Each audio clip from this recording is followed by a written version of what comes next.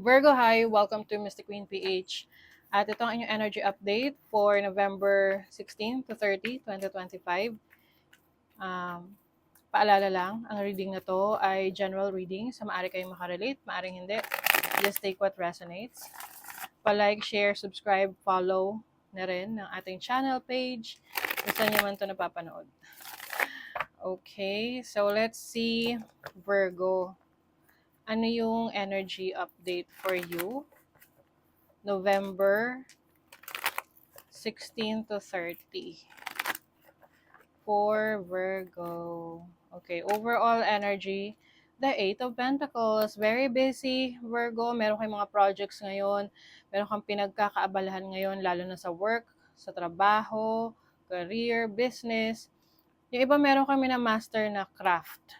Yung iba sa inyo, you're into social media, you are into content creation, and talagang yung iba ini-enjoy nyo eh. No? Na-enjoy nyo yung ginagawa nyo. Your challenge, the Two of Cups. So, pwede magkaroon ng challenging situation sa isang tao na malapit sa'yo. Can be a romantic partner. Pwedeng anyone na mahal sa buhay ninyo. Pay attention din sa mga papasukin yung business partnership. Make sure na maayos yung papeles, yung ka-deal ninyo. Okay? Pinagkakatiwalaan nyo talaga. Your opportunity, the Three of Wands. This is great kasi may pag-expand, no? You are expanding your horizon. If you have a business, mas lumalawak yung business mo, mas dumadami yung mga customers mo, mas dumadami yung produkto mo. Kung ito ay other sources of income, nag-generate siya ng mas maraming pera. Oh, 'di ba? Yung iba naman sa inyo, this is exploration. So, maaring meron ka ina-explore, may opportunity ka na explore pa yung iba mong field na meron kang interest, no? This is also about opportunity na makapagtrabaho sa ibang bansa. So kung meron kang chance ngayon, kumbaga may nakita ka na opening, job opening, and sa tingin mo, pasok sa requirements, no? Yung mga abilities mo, yung skill set mo, then subukan mo, why not, 'di ba? Oo, kasi may opportunity ka na mag-expand, mag-explore ng career. Pwede rin tong opportunity to travel with your family, no? Ooh! Your blessing is the death card. Huwag kayo matakot sa death card kasi this is not a physical death. Sometimes it is, pero this is about transformation. May pinto na nagsasara, pero merong pintong magbubukas para sa'yo. So, ano man tong nag-e-end na, na sitwasyon sa buhay mo, this can be a relationship, this can be a career, a job, or a business, na alam mo na ito na yung time para i-let go yon. Go through the process, no? Ganun naman talaga. Our lives are about, cycles, endings, new beginnings. Kasi dun tayo nag-grow kapag may mga changes, no? So, meron ditong new opportunities. That is your blessing, like a new beginning, a fresh start. So, that's the transformation para sa inyo. Okay, you have the Seven of Pentacles, the Five of Pentacles. Meron kayong hinihintay na related sa pera or trabaho, career, na malapit nyo nang makuha, no? Mm-mm. Yung iba rito na kung sino man yung merong responsibilidad na magbigay ng sustento sa inyo, matatanggap nyo na. Oo. Huwag kayong mag-alala, matatanggap nyo na. And also, the Three of Cups is about celebration. So, meron kang isa-celebrate. Maaring sa trabaho to, meron kayong achievement sa grupo ninyo, sa team ninyo, sa company ninyo. So, you are celebrating. You have the Seven of Wands, the Nine of Cups.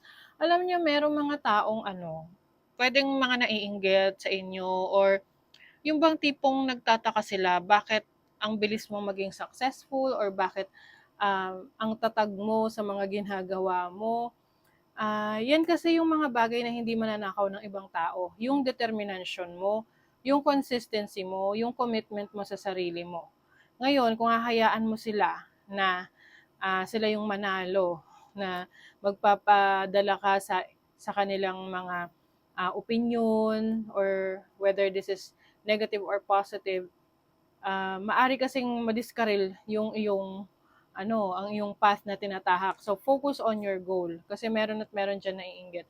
Meron ka kasing mga ma-achieve sa buhay mo, lalo na sa business, trabaho, career, or any sources of income, na mabilis mo siyang makukuha. Mm-mm. Kaya andyan sa paligid-ligid ang mga naiinggit. Hindi naman nawawala yung mga inggitera at inggitera. Hayaan nyo sila. Ayan. And syempre, protect your energies. Mas okay na sabi nga what they don't know, they can't ruin. Hindi nila kayang sirain ang mga bagay na hindi nila alam. So, keep it as a secret. Money, career, finances. You have the the Six of Cups, and then the Four of Cups. Meron kayong gustong balikan, no? Na isang opportunity in the past sa trabaho, career, or business na parang feeling mo, hindi mo na asikaso kaya hindi nag-work yun para sa'yo. Parang gusto mong bigyan ng chance. O pwedeng babalik ka dun sa trabaho na yon, sa business na yon, sa career na yon. Gusto mo ulit bigyan ng chance dahil you want to make it right this time. Oo. Halimbawa, business na hindi mo na asikaso.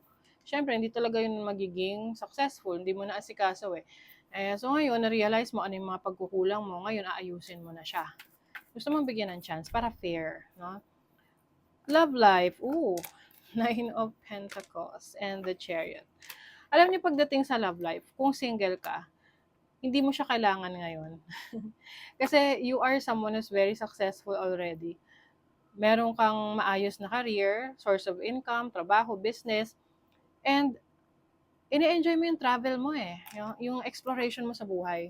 If you are in a relationship, I think ngayon, lalo na kung ikaw yung tipong dependent sa person mo, sa partner mo, I think you are finding your own self of independence. Parang gusto mo na kaya mo rin on your own. Nang hindi umaasa sa iba. Which is naman, lalo na sa mga babae, no? Oo. Although sabi nila, yes, may provider yung partner ninyo, pero paano kung wala na, 'di ba? So at least you are ready. At least meron kang matitira para sa iyo. You have Jupiter in Capricorn in the 10th house. Oh, wow. 10th house is your career. For as long as meron kang sovereignty or control sa career mo, kayang-kaya mong maging very, very successful. You have this is Venus in Sagittarius in the 9th house. Alam niyo kung single kayo, pwedeng meron kayong makikilala online or can be a long distance relationship. Pwedeng ito ay ang tawag doon? Foreigner. Oh, pwedeng foreigner. Kung single ka. You have Jupiter in Leo in the 5th house. Yung iba sa inyo, nasa kayo, center stage. You are someone na maraming nakakilala, pwedeng kayo ay sikat, meron kayong certain following, may mga, let's say, sa YouTube, ganyan, sa Facebook, TikTok, basta sa social media, pwedeng kayo ay very sikat. O kaya naman, sa area or field ninyo, sa trabaho ninyo, dahil kayo ay meron kayong talents and skills na pinapakita. Or kinire-recognize sa inyong career. Transits, climate. So, meron ditong mga changes that are happening in around November 16 to 30. Kaya lang pay attention doon sa mga bagay na parang ayaw mong i-let go. Na kailangan naman ng i-let go. Yan. First house, this is about yourself. I see you na bibigyan mo ng panahon yung sarili mo, especially yung physical appearance mo. You are parang may makeover, ayusin mo yung styling mo, the way you carry yourself, mas mag-aayos ka, or magkakaroon ka ng personal project na kung saan mas i-develop mo, i-improve mo yung sarili mo. Friend, be as good a friend to yourself as you are to others. Yes. Totoo naman.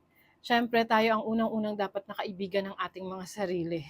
Weird man siyang isipin, pero yun na you have to be kind to yourself. Kasi may mga times na we become hard on ourselves, masyadong pressure yung binibigay natin sa sarili natin.